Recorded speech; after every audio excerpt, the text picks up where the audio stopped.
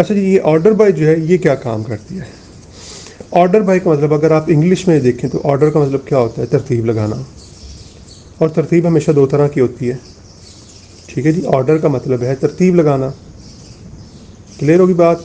और तरतीब हमारे पास दो तरह की होती है। मिसाल के तौर पे आपका टेस्ट हुआ और मैं कहता हूँ इसको ऑर्डर कर दें, यानी इसको जो है वो आप तरतीब लगा दें। सॉर्टिंग भी हम कहते हैं इसे, सॉर्ट कर दें इसको जो। तो अब आप पूछ सकते हैं सर किस तरह से हमने सॉर्ट करना है, तो वही चीज़ हमने यहाँ पे बतानी होती है। सॉर्टिंग दो तरह से हो सकती है, सबसे कम नंबर वाले ऊपर और उससे नीचे, उससे ज़्यादा, उससे ज़्यादा, उससे ज़्यादा, इस तरह हम रख सकते हैं और सबसे ज़्यादा वाला नीचे आ जाएगा। इसको हम असेंडिंग ऑर्डर कहते हैं। और दूसरा ऑर्डर हमारे पास क्या होता है, उसको हम डिसेंडिंग ऑर्डर कहते हैं।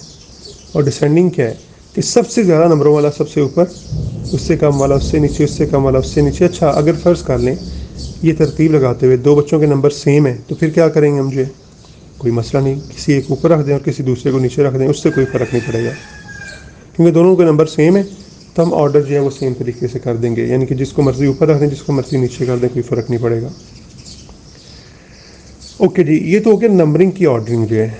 और अगर आपने जो है वो ऑर्डर करना हो अल्फ़ाबेट्स के ऊपर, लेट से मैं कहता हूँ ABC को ऑर्डर करें, और मैंने डिफरेंट नाम दिए हुए हैं, जिस तरह यहाँ पे भी नाम दिए गए हुए हैं। तो इसके ऊपर जो आपकी ऑर्डरिंग होगी ना वो इस तरह से होगी कि पहले A वाले सारे नाम आ जाएंगे, फिर B वाले आ जाएंगे, फिर C वाले, फिर D वाले, फिर E वाले। यानी जिस तरह आपकी ABC जो है, जिसे हम अल्फ़ाबेट्स कहते हैं, वो ऑर्डर में है ना, उसी तरह आपने सारा कुछ ऑर्डर में लिख देना है। तो यहाँ पे ऑर्डर बाय की जो है वो आपकी आ जाएगी डिसेंडिंग, ये हो जाएगी। यानी ये से आपने स्टार्ट करना है और आगे आपने इसे जो है वो लेकर चलना है। क्लियर होगी बात जी, ये वाली जो है। अच्छा जी, अब जो है अगर हम जो है वो यूज़ करें यहाँ पे ऑर्डर बाय की क्लॉज जो है, और हमने यहाँ पे क्यूरी जो लिखी है वो पेज नंबर 181 के ऊपर हमने क्यूरी लिखी है, select static from amp. Select static का मतलब ये हो गया आप सारे कॉलम सेलेक्ट कर लें, फ्रॉम एम्प का मतलब हो गया आप टेबल एम्प से जो है वो कर लें, और ऑर्डर बाय ई नेम, यानी हम एक कॉलम के ऊपर जो है वो ऑर्डर बाय की क्लॉज लगाएंगे। यानी इनको ऑर्डर किस तरह से करना है, इनकी तरतीब किस तरह से लगानी है, वो आगे मैंने लिख दिया हुआ है ई नेम। यानी वो क्या करेगा, वो हमारे पास जो ई नेम का कॉलम है उसके ऊपर ये तरतीब लगाएगा और बाकी सारी रोज़ को उसी के मुताबिक जो है वो लिख देगा। तो अगर आप रिज़ल्ट के अंदर देखें तो क्या किया हुआ उसने जो है, उसने ई नेम यानी जो हमारे पास नेम का कॉलम था उसको उठाया और उसकी तरतीब लगा दी है। और अगर आप देखें यहाँ पे अब आपको सारे जो नाम हैं वो एक तरतीब से नज़र आ रहे हैं, यानी पहले ए वाले आ रहे हैं, फिर बी वाले, अब फिर सी वाले, फिर डी नहीं था, ई नहीं था तो आगे एफ वाला आ गया। इस तरह आगे जो है हमारे पास GHI नहीं था तो आगे जे वाला आ गया। तो उसने इस तरह तरतीब लगा के हमें सारे नाम शो करवा दिए। तो आप ये तरतीब जो है ऑर्डर बाय की ये किसी भी और कॉलम पे लगा सकते हैं। मिसाल के तौर पे आप सैलरी पे लगा दें, आप डिपार्टमेंट नंबर पे लगा दें, आप हायर डेट पे लगा दें, आप एम्प्लॉय नंबर पे लगा दें, आप कमीशन पे लगा दें, किसी भी चीज़ के ऊपर लगा दें तो ये उसको तरतीब से दिखा देगा। लेकिन किस तरतीब से दिखाएगा? डिफ़ॉल्ट, यानी जो उसकी डिफ़ॉल्ट होती है, जब हम नहीं लिखते तो हमेशा असेंडिंग ऑर्डर में दिखाता है। असेंडिंग ये है कि सबसे छोटा पहले और उससे आगे बढ़े जाए। ठीक है जी, छोटे से बड़े की तरफ जाना है आपने, इसको हम असेंडिंग ऑर्डर कहते हैं। और डिसेंडिंग ऑर्डर क्या होता है? बड़े से छोटे की तरफ। मिसाल के तौर पर अगर आप अगली क्यूरी देखें पेज नंबर 181 के ऊपर, सेलेक्ट, ये अब उसने क्यूरी मेरे तरीके के मुताबिक लिखी हुई है, बाकी क्यूरी उसने एक लाइन में लिखी हुई थी, आपने अलबत्ता इसी तरीके से क्यूरीज लिखनी है जो अभी तरीका आपको यहाँ पे नज़र आ रहा है। सेलेक्ट ई नेम, जॉब और सैलरी। कितने कॉलम हमने सेलेक्ट किए हैं? 3 कॉलम। कॉलम हमारे पास 8 हैं, लेकिन उसमें से हमने 3 कॉलम सेलेक्ट किए हैं। कौन कौन से? ई नेम, कॉमा जॉब और कॉमा सैलरी। एंड वाले कॉलम के आगे आपने कॉमा नहीं लिखना।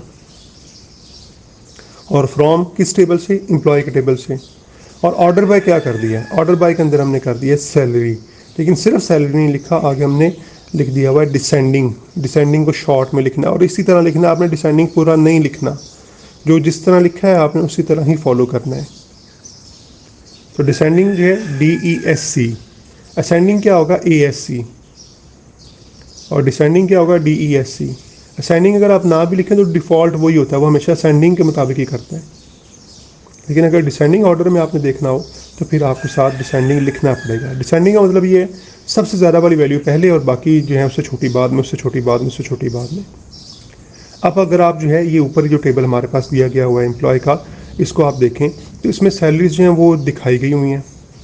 अब इन सैलरीज की मदद से हमने तरतीब लगानी है। हम देखना चाहते हैं हमारे पास जो एम्प्लॉयज़ हैं उनमें सबसे ज़्यादा सैलरी किसकी है, तो हम डिसेंडिंग ऑर्डर में लगा देंगे। उससे कम किसकी है, उससे कम किसकी है। तो हमने ये क्यूरी लिखी जो भी मैंने आपको बताई है, तो हमारे पास रिजल्ट में देख लें क्या हो गया। अब देखें ई नेम के ऊपर कोई तरतीब नहीं लगी हुई। के पहले है, एस बाद में है, एफ उसके बाद में है, जे उसके बाद में, बी उसके बाद में, सी उसके बाद में, ए उसके बाद में, फिर टी आ गया हुआ है। नामों के शुरू वाले जो लेटर्स हैं। जॉब में भी डिफरेंट तरीक़ों से लिखा हुआ है, पी है, ए है, पहले पहले वर्ड्स बोल रहा हूँ। लेकिन सैलरी में तरतीब लगी हुई है सारी। सैलरी में किस तरह तरतीब लगी हुई है, सबसे ज़्यादा जो सैलरी वाला बंदा वो पहले है, इसमें 5,000 है, फिर 3,000, 3,000, 2,975, 2,850 एंड सो ऑन। तो देखें इसने क्या किया हुआ है, ऑर्डर बाई क्लास हमने सैलरी के ऊपर लगाई, तो उसने क्या कर दिया, उसने सैलरी को जो है वो ऑर्डर में तरतीब में करके लिख दिया है। लेकिन अगर आप यहाँ पे जो है वो देखें तो हमारे पास सबसे कम सैलरी सबसे नीचे और सबसे ज़्यादा सैलरी सबसे ऊपर है। इसको हम कहते हैं डिसेंडिंग ऑर्डर। और अगर असेंडिंग होता, इसी को आप सिर्फ ऑर्डर बाय सेल कर देते, यानी सैलरी के मुताबिक कर देते, आगे कुछ भी ना लिखते, तो वो असेंडिंग होना था। तो फिर क्या होना था, फिर ये तरतीब बिल्कुल उलट, यानी सबसे नीचे वाली रो सबसे ऊपर और सबसे ऊपर वाली रो सबसे नीचे, इसी तरह तरतीब में आ जानी थी, यानी रिवर्स ऑर्डर में आ जानी थी। क्योंकि ये डिसेंडिंग ऑर्डर है और असेंडिंग इसका जो होगा वो रिवर्स होगा। ओके जी, आगे जो है हमारे पास वो आ जाएं। अगर हमने 2 कॉलम्स को जो है वो तरतीब में लगाना हो, ऑर्डर बाय करना हो 2 कॉलम्स की मदद से जो है, तो फिर हम किस तरह से करेंगे। यहाँ पे अगर आप देखें तो उसने किया हुआ है ऑर्डर बाय डिपार्टमेंट नंबर और आगे कर दिया हुआ है सैलरी जो है उसकी डिसेंडिंग ऑर्डर में लगा दी हुई है, कि हर एक डिपार्टमेंट में हमें पता चले कि हमारे पास जो है ना वो किस तरह से सैलरी आ रही है। यहाँ पे उसने एक काम ख़राब किया हुआ है जिसकी वजह से हमें ये हो सकता है थोड़ी समझ ना आए, लेकिन मैं आपको बता देता हूँ क्या हुआ है कि सिलेक्ट ई नेम और सैलरी, आगे डिपार्टमेंट नंबर उसने मिस कर दिया हुआ है। तो डिपार्टमेंट नंबर भी अगर साथ लिखता तो हमें फिर यहाँ पे डिपार्टमेंट नंबर भी नज़र आ रहा होना था। ठीक है जी, आपको पता डिपार्टमेंट्स कितने हैं हमारे पास, टोटल 3 डिपार्टमेंट्स हैं। क्या क्या नंबर हैं उनके, 3 नंबर हैं, 10, 20 और 30। वैसे टोटल 4 हैं, लेकिन 3 ऐसे डिपार्टमेंट्स हैं जिनमें लोग काम कर रहे हैं। चौथा डिपार्टमेंट तो हमने बना लिया, लेकिन अभी इसमें ना हमने लोगों को हायर नहीं किया हुआ।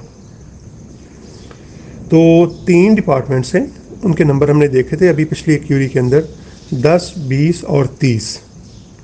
अच्छा, इन 3 डिपार्टमेंट्स की मदद से हमने क्या किया हुआ है, हमने देखा 10 के अंदर सैलरी किसकी ज़्यादा है और ज़्यादा से कम की तरफ गए हैं, 20 के अंदर किसकी ज़्यादा और ज़्यादा से कम की तरफ गए हैं, और 30 के अंदर किसकी ज़्यादा और उसके हम जो है वो कम की तरफ गए हैं।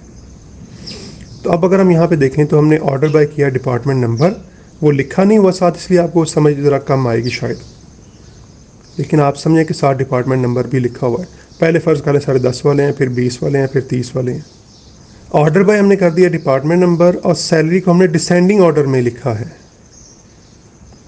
तो डिपार्टमेंट नंबर में ऑर्डर से क्या मुराद है कि डिपार्टमेंट नंबर पहले लिखे जाएंगे, वो 10 वाले पहले आ जाएंगे फ़र्ज़ कर लें, फिर 20 वाले आ जाएंगे, फिर 30 वाले आ जाएंगे, और फिर उनमें देखा जाएगा कि हमारे पास जो है सैलरी डिसेंडिंग ऑर्डर में किस तरह से है। अगर आप देखें ना, पहले जो हमारे पास 3 रोज़ हैं इस वाले रिज़ल्ट के अंदर, किंग, क्लार्क और मिलर है, तो इनकी सैलरी जो है ये हो सकता है एक डिपार्टमेंट में हो। अगर आप चेक करें पिछले टेबल से, तो किंग, क्लार्क और मिलर जो है वो किस डिपार्टमेंट में काम कर रहे हैं जी। किंग हमारे पास जो है ये डिपार्टमेंट नंबर 10 में काम कर रहा है। उसके बाद जो है हमारे पास क्लार्क है, क्लार्क जो है हमारे पास ये भी डिपार्टमेंट नंबर 10 में काम कर रहा है, या पीछे से देख लें पूरे टेबल में से। और उसके बाद हमारे पास जो है तीसरा बंदा जो है पहली 3 रोज़ के अंदर मिलर है। मिलर जो है हमारे पास ये भी डिपार्टमेंट नंबर 10 में ही काम कर रहा है। यानी आप इसके शुरू में लिख लें, आप क्यूरी में थोड़ी चेंजिंग कर लें, आगे कॉमा लगाएं, कॉमा लगा के आप आगे लिखें डेप्थ नंबर, DEPTNO, चूँकि ये इसी तरह जो है वो टेबल में भी लिखा हुआ है। और इस रिज़ल्ट के शुरू में आप लिखें डेप्थ नंबर, ताकि आपको ना थोड़ा अंदाज़ा हो जाए कि ये काम हुआ किस तरह से है। इसने क्यूरी जो लगा दी है लेकिन साथ लिखा नहीं है। तो अब आप क्या करें, अब आप जो है वो ऑर्डर बाय को समझे। अच्छा, पहले तीनों के क्या आ गया हमारे पास जो है, जो डिपार्टमेंट नंबर है 10, क्लार्क का भी 10 आ गया और मिलर का भी 10 आ गया। क्योंकि ऑर्डर बाय डिपार्टमेंट नंबर किस में था, असेंडिंग में है या डिसेंडिंग में है?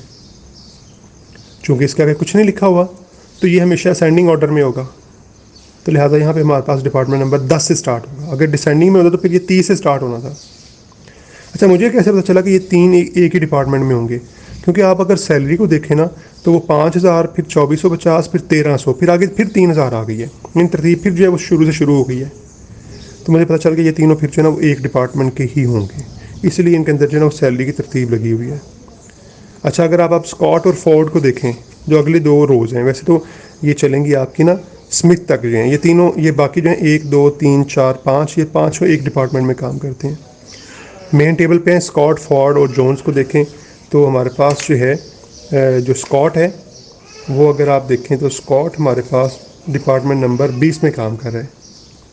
स्मिथ भी हमारे पास डिपार्टमेंट नंबर 20 में काम कर रहा है। जॉन जो है उसको अगर आप देखें तो वो भी हमारे पास डिपार्टमेंट नंबर 20 में ही काम कर रहा है। तो इस तरह से ये अगली जो 5 रोज़ हैं ये 20 वाली हैं, यानी ये 20 डिपार्टमेंट नंबर वाली हैं। आप लिख लें इनके शुरू में 20, कि ये सारे जो हैं वो 20 डिपार्टमेंट्स वाले हैं। ओके जी, तो ये हमारे पास जो 5 रोज़ हैं, क्योंकि इनमें तरतीब लगी हुई है 3000, 3000, 2975, 1100 और 800। इसके आगे फिर 2850 से शुरू हो गया है। तो मतलब ये जो बाकी सारे हैं ये फिर 30 वाले डिपार्टमेंट से हैं। ठीक है जी, तो आप शुरू में एक कॉलम जो है वो ऐड कर लें रिज़ल्ट के अंदर, और जो है वो क्यूरी के अंदर भी आप आगे जो है वो लिख लें डिपार्टमेंट नंबर, ताकि आपको समझ आ जाए कि ये क्यूरी का रिज़ल्ट किस तरह से आया है। और इसमें फिर आप जो है वो लिख लें कि हमारे पास जो है ये आ गया 10 आ गया, किंग आ गया 10, जो कॉलम नंबर डिपार्टमेंट नंबर 10 है वही क्लार्क है, और मिलर भी हमारे पास डिपार्टमेंट नंबर 10 में है। फिर आगे 5 20 के आगे, और 6 जो हैं हमारे पास वो 30 वाले आ गए। तो टोटल 14 रोज़ थी हमारे पास जो हैं, तो ये 14 रोज़ जो हैं हमें यहाँ पे फिर शो हो रही हैं। तो क्यूरी के अंदर आपने क्या चेंज करनी है, क्यूरी के अंदर आपने आगे कॉमा डाल के डेप्थ नंबर लिख लेना है, और रिज़ल्ट में आपने शुरू में डेप्थ नंबर लिखना है, और उसके आगे नीचे रिजल्ट्स लिख लेने। पहले 3 कॉलम के शुरू में 10-10 लिख लें, 3 रोज़ के शुरू में। फिर अगली जो 5 हैं वो 20 वाली हैं, और अगली जो 6 हैं वो 30 वाली हैं। तो इससे आपको समझ आ जाएगी ऑर्डर बाय कैसे लगा है, कि ऑर्डर बाय पहले डिपार्टमेंट नंबर और इसका आगे कुछ नहीं लिखा हुआ, लिहाजा ये असेंडिंग है, लिहाजा पहले 10 वाले सारे आएंगे, फिर 20 वाले सारे आएंगे, और फिर 30 वाले सारे आएंगे। और सैलरी को हमने क्या कर दिया हुआ है, डिसेंडिंग, यानी सैलरी जब डिसेंडिंग होगी, सैलरी यानी 5000 वाले पहले, फिर इसी तरह हर डिपार्टमेंट में जो इससे पिछले क्यूरी थी उसमें सैलरी जो हमने डिसेंडिंग लगाई थी वो हमने ओवरऑल लगा दी थी, जर्नलाइज, यानी कि किसी भी डिपार्टमेंट को हमने स्पेसिफिक नहीं किया था। अब हमने कहा हमें हर डिपार्टमेंट में जो है ना वो आप बताएं कि हाईएस्ट सैलरी क्या है और लोएस्ट सैलरी क्या है। इसलिए फिर हमने कर दिया डिपार्टमेंट नंबर ऑर्डर बाय के अंदर, और आगे लिख दिया सैलरी डिसेंडिंग ऑर्डर के अंदर। अब मेरा ख्याल है आप बात समझ गए होंगे। अगर आपको समझ नहीं आई तो आप यही वाला जो टॉपिक है जहाँ से शुरू किया ना मैंने, ये वाली क्यूरी जो है वहाँ से आप फिर बैकवर्ड करके जो है दोबारा से सुने। उम्मीद है आपको समझ आ जाएगी।